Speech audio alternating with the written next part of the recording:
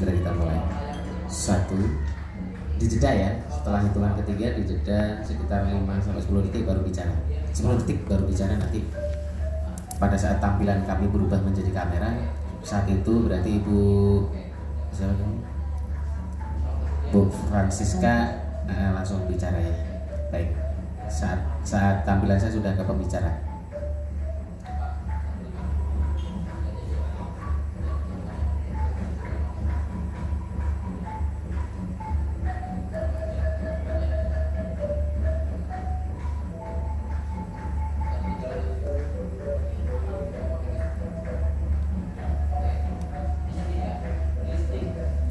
Silakan Bu Francisca, kita sudah bisa mulai. Ya, assalamualaikum warahmatullahi wabarakatuh. Waalaikumsalam. Halo semuanya, para partisipan dan juga para pembicara kita. Selamat pagi. Welcome to the second session of National Talk Show tentang bambu, yang juga merupakan bagian dari event International Bamboo Festival 2020. Saya Francisca yang bertugas sebagai host pada sesi ini. Sebelumnya, apa kabar nih semuanya? Semoga selalu dalam keadaan sehat, bahagia, dan semangat pastinya ya dalam mengikuti agenda talk show hari ini. Karena pasti akan banyak sekali materi yang bisa kita serap nih di sini. Pada siap kan semua partisipan? Harus siap dong ya. Oke, sama seperti sesi sebelumnya kemarin, kita juga akan mendiskusikan tentang bambu in a varied professions. Terkait application, design, construction, and technology.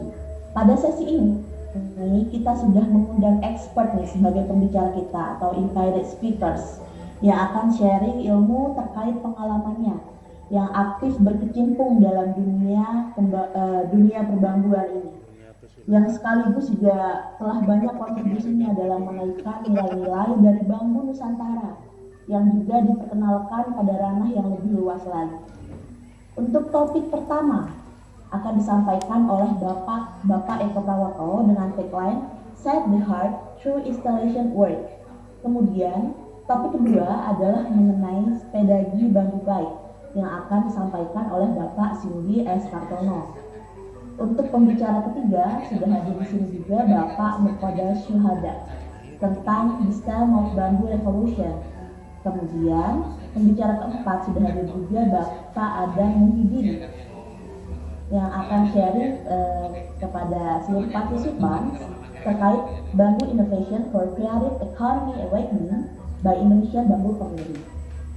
Sebelumnya saya juga dapat info dari dia bahwa partisipan untuk talk show ini tidak hanya dari Indonesia, tapi juga ada yang dari luar. Benar begitu ya, panitia? So we can also use bilingual. So feel free for using English or Indonesia for discussion session. Jadi untuk sesi diskusi mungkin ada peserta partisipan dari luar bisa bertanya menggunakan bahasa Inggris. Nanti kita juga akan membantu untuk translate-nya. Langsung saja untuk talk show kali ini akan dimoderatori juga oleh Ibu Linda Octavia. Beliau adalah dosen sejarah dan teori arsitektur di Universitas Kristen Duta Wacana Yogyakarta dan saat ini berdomisili di daerah istimewa Yogyakarta. Untuk background pendidikan, beliau menuntaskan program sarjana di Teknik Arsitektur Universitas Kristen Petra dan program magisternya beliau selesaikan di Institut Teknologi 10 November. Langsung saja untuk Ibu Linda Octavia, time is yours. Ya, baik, terima kasih kepada panitia dan host yang sudah menyelenggarakan kegiatan ini. Nah, talk show ini merupakan talk show bagian yang kedua, begitu ya. Setelah kita talk show kemarin juga masih sama, gitu ya, tentang bambu dan dalam ragam profesi tentang gitu. Ya, selamat pagi, selamat datang semua peserta baik yang online maupun yang offline. Ya, karena ini eventnya adalah bagian dari Bambu Festival di Tubaba, begitu ya. Maka Tubaba ini sebenarnya kabupaten yang relatif baru, kemudian Tubaba ini juga memiliki keterbatasan dalam tanda petik gitu ya, tetapi ada upaya yang besar gitu ya, bagaimana kita menghadirkan kabupaten yang baru ini, yang baru bertumbuh ini nantinya agar berpotensi gitu ya, menjadi masa depan kehidupan manusia khususnya di Tubaba itu sendiri. Nah, salah satu potensi yang ada adalah lewat bambu. Nah, pada pagi hari ini kita akan banyak diskusi gitu ya, mungkin acaranya lebih santai saja gitu. Yang pertama nanti akan diawali dulu oleh Pak Adang Muhyiddin. Beliau akan berbicara tentang inovasi bambu untuk kebangkitan ekonomi kreatif. Beliau ini merupakan founder dari Indonesian Bamboo Community ya. Jadi Indonesian Bamboo Community ini adalah komunitas bagi para perajin bambu, pegiat minat terhadap bambu ini sendiri. Nah, IBC sendiri didirikan pada tahun 2011 dengan 15 anggota inti dan sekarang anggotanya sudah tersebar di seluruh Nusantara. IBC ini mempunyai cita-cita mulia begitu ya. Jadi cita-citanya adalah untuk menaikkan citra bambu di Indonesia dengan cara menggaungkan berbagai kegunaan bambu. Ya, untuk kesempatan pertama saya persilahkan kepada Pak Adang Muhyiddin untuk presentasi gitu ya Pak, atau mungkin kita lebih santai gitu ya, cerita saja tentang pengalamannya itu yang sudah disiapkan. Silakan Pak Adang Muhyiddin. Ya, Assalamualaikum warahmatullahi wabarakatuh. Waalaikumsalam. Terima kasih. Sebelumnya saya ucapkan terima kasih ya kepada saya memberikan apresiasi yang luar biasa buat panitia Tubaba International Bamboo Festival. Ini sangat luar biasa. Saya baru pertama kali sih melihat suatu festival bambu yang benar-benar ini mengakomodir semua potensi-potensi bambu, terutama di Indonesia. Itu yang membuat saya bangga, membuat saya mungkin saya ingin datang lagi ke tempat ini suatu saat, mudah-mudahan. Baik, jadi IBC itu Indonesia Bamboo Community itu sebenarnya fokusnya itu ke alat musik. Kenapa ke alat musik? Karena selama ini kami itu melihat alat musik itu seperti itu, ya. Jadi tidak ada pengembangan atau inovasi yang terbaru. Kemudian saya juga melihat para anak muda di Indonesia terutama mereka bangga dengan merek-merek luar negeri. Itu yang membuat kami, kenapa enggak sih kita buat suatu alat musik yang alat musik konvensional dari bambu. Makanya pertama kali yang tadi lahirnya tahun 2011. Sebenarnya itu bukan lahirnya IBC sih, tapi saya pertama mengenal bambu itu tahun 2011. Itu 30 April 2011. Jadi saya pertama mengenal bambu, jadi dia dijadikan sebagai tonggak lahirnya IBC. Jadi biar mengingat bahwa saya mulai mengenal bambu itu 30 April 2011. Yang pertama saya buat itu biola bambu. Sebenarnya saya sendiri sih sampai saat ini nggak bisa main alat musik sampai hari ini. Jadi saya mimpinya sih nggak bisa alat musik, tapi saya harus bisa membuat alat musik. Itu jadi makanya pas untuk risetnya itu sampai 3 tahun. Kenapa? Karena saya nggak ada guru, nggak ada saya belajar ke siapa, saya hanya belajarnya ke Mbak Google. Itu. Jadi saya belajar di situ gimana cara mengeluarkan bunyi, gimana cara ukurannya itu dari situ. Jadi 3 tahun saya terus mencoba dan saya yakin ini suatu saat bakal ada suara. Dan alhamdulillah akhir tahun 2013 biola yang pertama mengeluarkan bunyi. Jadi selama 3 tahun itu tidak ada bunyinya. Bunyinya kumaha ta? Jadi nggak ada suaranya itu. Jadi ya dan baru saya ingat 15 Desember 2013 itu suara bunyi biola itu mulai keluar. Itu yang membuat saya begitu bangga. Lalaki awewe. Itu yang membuat saya bangga. Akhirnya saya dari situ karena kebanggaan itu saya upload juga ke YouTube. Ternyata orang-orang itu begitu mengapresiasi karya saya itu. Malah yang pertama biola yang kami buat itu dibeli oleh orang Jepang. Itu. Oh. itu yang membuat Tapi Iya. tapi berjalannya waktu ternyata kan biola susah juga dijual di Indonesia. Itu. Jadi mereka melihat itu kok bambu biolanya. Terus mereka itu selalu bertanya, ini alat musik bisa dimainkan enggak? Kebetulan saya sendiri nggak bisa main alat, makanya gimana untuk mendemokan alat musik, saya sendiri tidak bisa main alat musik. Gitu. Jadi akhirnya berjalan waktu saya membuat juga gitar bambu, bass bambu, drum bambu, saksofon, trombon, klarinet, timpani, kami buat dari bambu. Dan kami merekrut anak-anak tukang parkir di kota Bandung, jadi untuk memainkan itu. Untuk memainkan alat musik itu kita, dan yang pertama kami main itu di Java Jazz Festival. Jadi itu suatu event internasional dengan pemainnya para tukang parkir di Braga. Kalau di Bandung Braga ya terkenal itu namanya Braga. Dan disitulah yang membuat orang-orang luar negeri itu melihat kami. Dan akhirnya banyak yang menawar alat musik itu. Tapi kebetulan waktu itu saya nggak ada niat untuk menjual. Karena saya sendiri ini layak enggak untuk dijual. Akhirnya saya itu bertanya juga ke beberapa akademisi, maka sekarang kami sudah bekerja sama dengan 4 universitas di Indonesia dan 1 di luar negeri untuk riset, untuk suaranya, untuk bentuknya, desainnya, kemudian pengujiannya itu kerjasama dengan universitas yang ada di Indonesia dan 1 yang dari luar negeri gitu.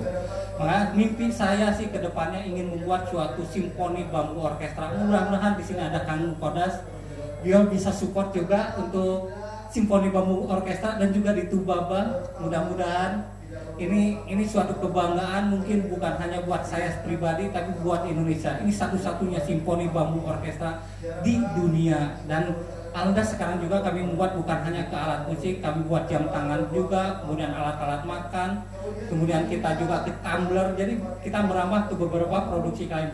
Tujuannya kenapa? Ini bambu naik kelas. Ini bambu harus ada nilai ekonominya.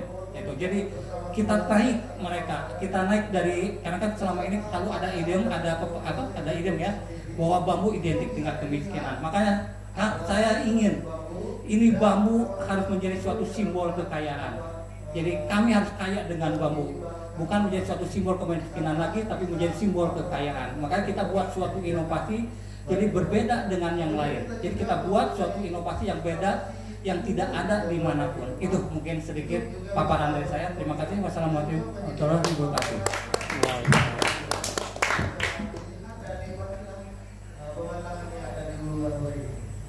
Ya baik, terima kasih Pak Adam Muhyiddin gitu ya.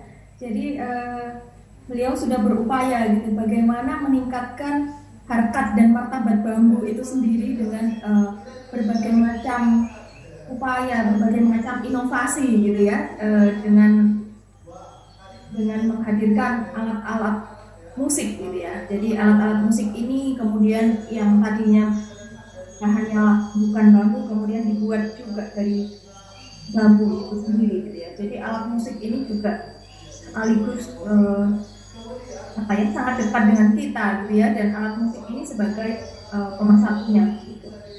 Baik, silakan kalau ada pertanyaan gitu dari teman-teman yang di studio. Mungkin saya lihat tadi di studio ramai sekali, bisa langsung saja mumpung ada ahlinya di sini. Ayo Mbak.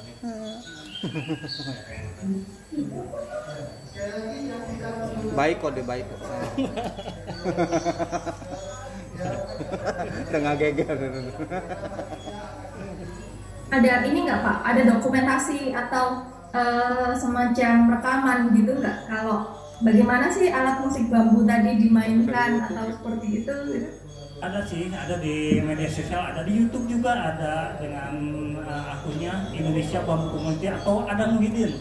Adam Piragi Awi sih.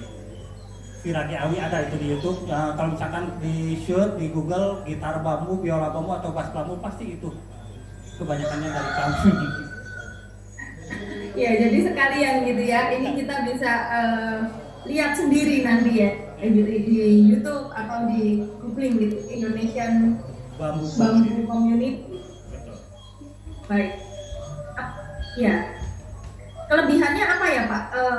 Kalau tadi kan ini terus dilakukan inovasi begitu ya, dari yang pertamanya biolanya nggak bunyi terus sampai akhirnya disempurnakan terus gitu. Nah, kelebihannya apa Pak? Kira-kira kok mau gitu ya menciptakan alat musik dari bambu gitu?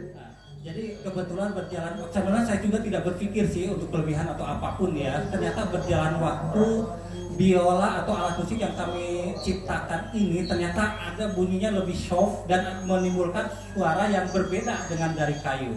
Jadi kalau misalkan kata orang-orang sih, saya sendiri kan nggak bisa main alat musik, tapi kata orang, katanya yang pakar-pakar musik, katanya alat musik yang kami bikin itu cocok digunakan untuk pemain-pemain jazz. Seperti itu sih.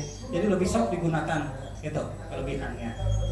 Kemudian juga untuk pengujian juga kita kan ada pengujian uji tarik, uji tekan untuk bengkoknya apa itunya. Ternyata setelah kita ujikan itu lebih bagus daripada kayu mungkin seperti itu. Ya, jadi bukan hanya menduplikasi, bukan hanya mengganti dari bahan kayu ke bambu begitu, tetapi ada kelebihan-kelebihan yang mau diangkat begitu ya Pak? Betul sekali. Dan kalau untuk biola bambunya sebenarnya bentuknya pun tidak sama dengan, jadi kata orang-orang ini jangan sebutnya biola bambu, tapi karena saya nggak tahu ya udah biola bambu aja lah. Padahal bentuknya tidak seperti biola bambu. Oh, bentuknya juga berbeda Pak? Berbeda yang sudah ada. Alat musik pada umumnya? Iya, berbeda. Apakah dibawa di situ Pak? Sekarang lagi dimainkan. Oh, lagi dimainkan di sana juga ya? Iya, saya pikir teman-teman kalau misalnya ada prototipenya atau ada produknya gitu bisa ditampilkan begitu ya, akan menarik begitu ya, khususnya buat teman-teman yang menyaksikan atau mengikuti ini secara online begitu. Ya baik, jadi ada sesuatu yang ingin dicapai gitu ya dari pembuatan alat-alat musik dari bambu itu tadi.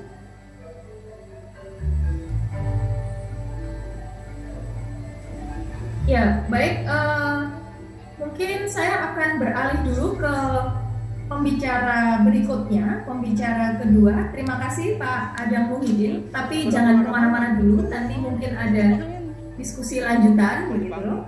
Nah, yang kedua ini adalah Bapak Mukodas Syuhada. Nah, beliau adalah arsitek sekaligus penggagas IAI cabang Banten. Kemudian beliau juga membentuk LSM Banten Creative Community dan juga sering mengadakan workshop-workshop bambu gitu ya. Sampai saat ini beliau terus menggaungkan revolusi sebatang bambu. Nah, ini bertujuan untuk mewujudkan kedaulatan dan ketahanan sandang pangan papan, kemudian pertahanan keamanan, pendidikan dan lingkungan gitu. Nah, ini ada sosok yang luar biasa gitu ya untuk merevolusi sebatang bambu. Nah, silakan Pak Mukodas menceritakan bagaimana pengalamannya itu ya dengan jargonnya yang revolusi sebatang bambu itu tadi pada kesempatan ini. Mungkin 20 menit begitu ya Pak, lalu nanti kita ngobrol gitu. Silakan.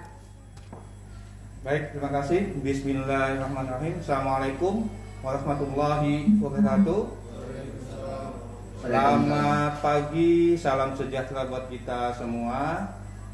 Pertama-tama kami mengucapkan banyak terima kasih pada teman-teman yang mengundang kami untuk mendukung International Bambu Festival di Tubaba. Saya mau sharing saja pengalaman kami masuk ke desa-desa yang ada di Indonesia, bahkan juga ke alhamdulillah ke pusat-pusat bambu dunia ya. Selama 8 tahun coba kami kumpulkan, coba kami dokumentasikan, dan inilah yang kami namakan gerakannya revolusi sebatang bambu. Bagaimana dari satu batang bibit bambu yang kita tanam, ya, kemarin sudah ditanam alhamdulillah di Tubaba ini, itu bisa merubah mindset pola pikir bangsa Indonesia tentang bambu, sebuah sumber daya alam yang masih melimpah. 11% jenis bambu dunia itu ada di Indonesia ya, yang sudah diteliti oleh Bunda Bambu Indonesia, Ibu Profesor Elizabeth Awijaya. Itu ada 176 jenis Ada yang warnanya putih, ada yang kuning, ada yang